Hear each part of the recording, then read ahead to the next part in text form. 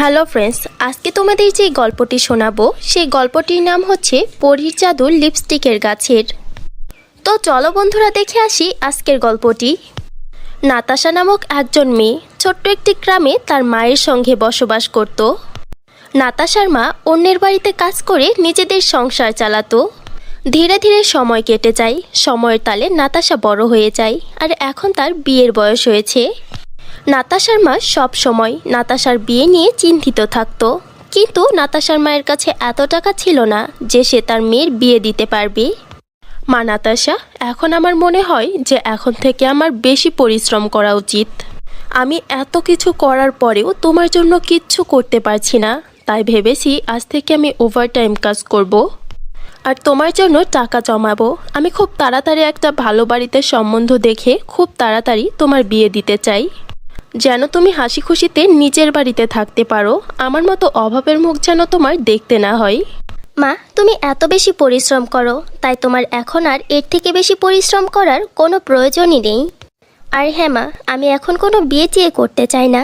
আমি শুধু তোমার কাছে থাকতে চাই। আমি তোমাকে এই পৃথিবীর সকল সুখ দিতে চাই, শুধু তুমি আমাকে দোয়া করো। সব সময় হাসি খুশি থাকো মা, কিন্তু মা তোকে বুঝতে হবে যে মেয়েদের বিয়ে দেওয়া বাবা মায়ের কর্তব্য হয়। মেয়ে হাসি খুশিতে নিজের সংসারে থাকুক, নিজের বাড়িতে থাকুক, বাবা মায়ের কাছে এর থেকে বেশি সুখের আর কিছু হতেই পারে না। আচ্ছা ঠিক আছে মা, এখন বেশি কথা বলো না তো। আমি যখন বলেছি বিয়ে করব না, তখন আমি বিয়ে করব না।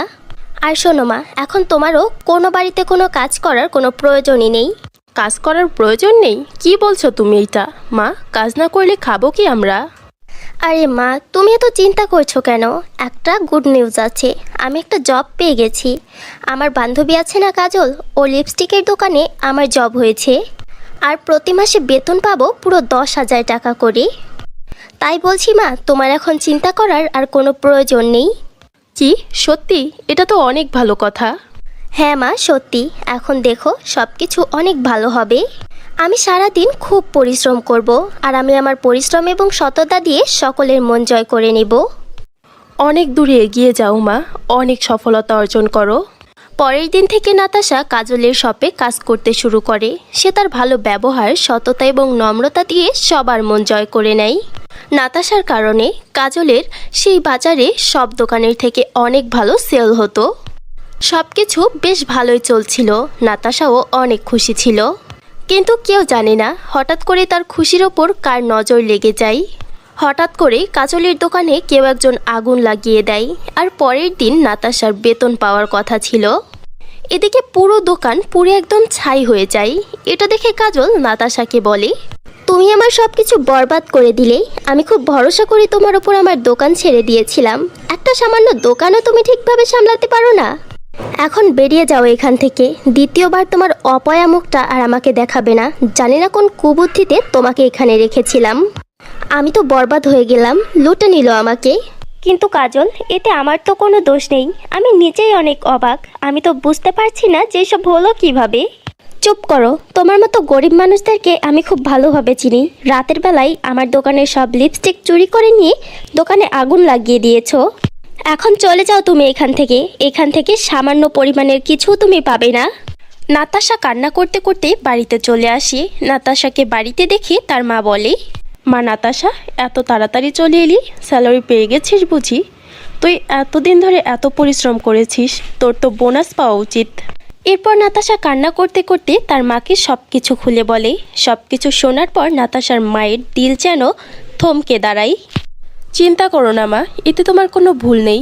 উপরওয়ালা আমাদেরকে অবশ্যই সাহায্য করবে। নাতাশা কিছু বুঝতে পারছিল না যে সে কি করবে।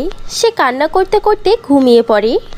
ঠিক তখন তার স্বপ্নে একটি পরী আসে এবং সে নাতাশাকে বলে, নাতাশা, তোমাকে অনেক চিন্তিত দেখাচ্ছে, কি হয়েছে? পরি, আমার জব চলে গেছে আর আমাকে এই মাসের বেতনও দেওয়া হয়নি। যেই দোকানে আমি কাজ করতাম, ওই দোকানে হঠাৎ করে কিভাবে জানি আগুন লেগে গেছে। এখন সব দায়ভার আমার ওপরে এসে পড়ছে। এতে আমার কি ভুল বলুন তো? এতে তোমার কোনো দোষ নেই নাতাশা। এই নাও, আমি তোমাকে একটা জাদুর লিপস্টিকের গাছ দিচ্ছি। এই গাছ থেকে তুমি তোমার পছন্দ মতো যত ইচ্ছা লিপস্টিক ছিঁড়তে পারবে এবং সেগুলো মার্কেটে বিক্রি করে অনেক টাকা ইনকাম করতে পারবে। এবং তুমি সুখে শান্তিতে জীবন কাটাতে পারবে। আমি এই জাদুর লিপস্টিকের গাছটি তোমার বাড়ির আঙিনায় রোপণ করে যাচ্ছি। এরপর সকালবেলায় যখন নাতাশা তার বাড়ির আঙিনায় যায়, তখন সে ভীষণ অবাক হয় এবং বলে, আরে বাহ, এটা তো সত্যি একটা জাদুর লিপস্টিকের গাছ। আমার স্বপ্ন তো সত্যি হয়ে গেল তাহলে। এরপর নাতাশা সেই লিপস্টিকের গাছ থেকে অনেকগুলো সুন্দর সুন্দর লিপস্টিক পেরে নেয় এবং সেগুলো নিয়ে বাজারে চলে যায় বিক্রি করার জন্য। দেখতে দেখতে নাতাশার সকল লিপস্টিকগুলো বিক্রি হয়ে যায়, কারণ সেগুলো ছিল অনেক সুন্দর। এরপর নাতাশা টাকা জমা করে একটা লিপস্টিকের শোরুম দেয়, যেখানে সে অনেক সুন্দর সুন্দর লিপস্টিক রাখতো এবং তার লিপস্টিকের কোয়ালিটি এবং দেখতে এত সুন্দর ছিল যে তার লিপস্টিকগুলো একদিনেই বিক্রি হয়ে যেত। লিপস্টিক বিক্রি করে নাতাশা অনেক টাকা ইনকাম করে এবং দেখতে দেখতে সে শহরের সব থেকে বড় লিপস্টিকের দোকানের মালিক হয়ে যায়। এরপর একদিন কাজল তার লিপস্টিকের দোকানে আসে এবং সে তার ভুলের জন্য তার থেকে ক্ষমা চায়। আমাকে ক্ষমা করে দাও নাতাশা, ওই দিন তোমাকে আমার দোকান থেকে বের করা ঠিক হয়নি। তুমি যেতেই আমার দ্বিতীয় দোকানের বিক্রি অনেক কম হয়ে যায়। আমি ব্যাংকের লোন শোধ করতে পারিনি, যার কারণে আমার অন্য দোকানটিও বন্ধ হয়ে গেছে। আর দেখো, ভাগ্যের পরিহাসে এখন আমি নিজেই একটা জবের খোঁজে আছি। তুমি কি তোমার দোকানে আমাকে একটা জব দিতে পারবে? হ্যাঁ অবশ্যই, কেন নয় কাজল, তুমি আমার বন্ধু, আর আমি বিপদের সময় আমার বন্ধুর হাত ছাড়ি না। এসব শুনে কাজলের চোখে অশ্রু চলে আসে এবং সে নিজের কাজের জন্য অনেক পস্তায়। তো বন্ধুরা, এই ছিল আমাদের আজকের গল্প। গল্পটি কেমন লাগলো কমেন্ট করে জানাবে। ভিডিওটি ভালো লাগলে একটি লাইক করবে।